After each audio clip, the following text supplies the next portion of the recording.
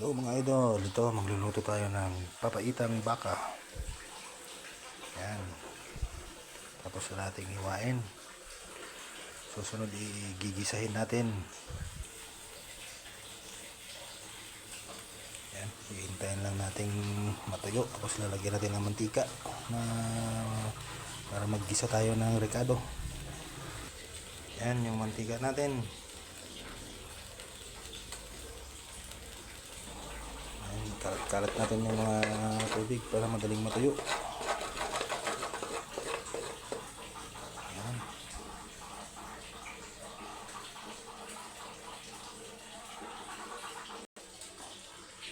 Ito palang baka natin ay 1 kilong lamang loob ng baka. Ayan, malapit nang uminit yung kaldero natin. Sa kaldero natin siya lulutuin para yung sabaw niya maipon sa loob. Di pag kumulo, safety yung sabaw. Tsaka matatakpan natin. Paiinitin natin mabuti para hindi dumikit yung mga sangkap tsaka yung ilalagay nating lamang loob. Ayan, tuyo na. So, konti na lang. Sandali na lang. Hinihintay natin. Iinit na yan. So, pag natuyo na, lalagyan natin ng mantika. Konting mantika lang naman. Ayan, okay na yan. Paiinitin ulit natin yung mantika, no? Bago natin ilagay yung masangkap, sibuyas, luya, tsaka bawang. Ito nga pala yung pinagpakuluan ng lamang loob. Ito rin yung isasabaw natin mamaya. Kasi medyo malasa na yung kwan niya, yung sabaw niya. Nandyan na yung lasa ng papaitan. So yan na, uminit na. Lalagay na natin yung luya. Yan. Luya. Tapos bawang.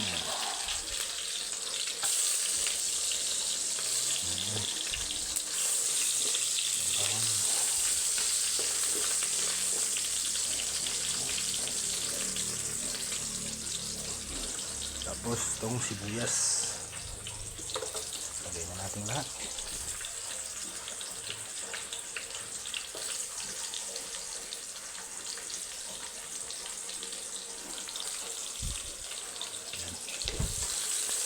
Halo-haloin lang natin.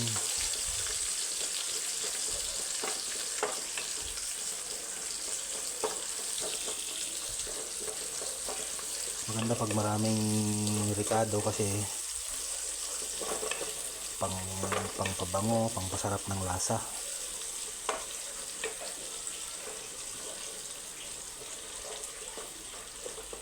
Yan, hintayin natin na medyo mag-brown. So pag ganyan na, pwede nang ilagay yung lamang loob natin.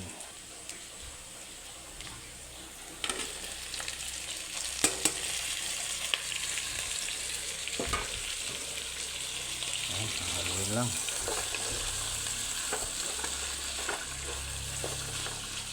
Haluin. Gisa-gisa.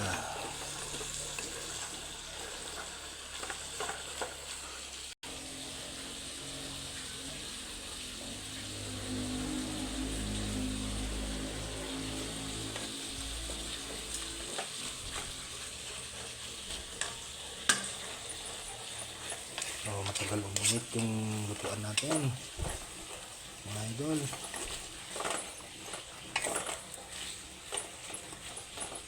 Ayan. So hihintayin lang natin na medyo lumabas yung katas ng lamang loob, kasi yun ang magpapasarap, yung maasim-asim na katas at mapait-pait. Yan na, kumukulo na, dandanan lumalabas yung katas. Yung katas na kasi magbibigay ng mabangong amoy, yung aromatic na amoy, na natural na amoy ng papaitan. At ayan na nga, bango-bango na. So pwede natin ilagay itong pinagpakuluan natin. Ito na isasabaw natin. Yun. Yun. Hintayin natin kumulo. So yan ang kulay niya. So ngayon hihintayin na lang natin kumulo mga 10 to 20 minutes. Tatakpan lang natin. So lalagyan din natin ng siling mahaba.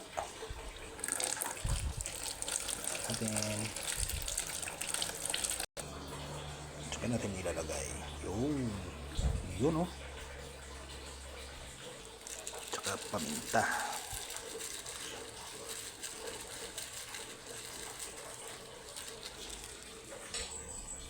At ito na nga, luto na yung papaitan natin.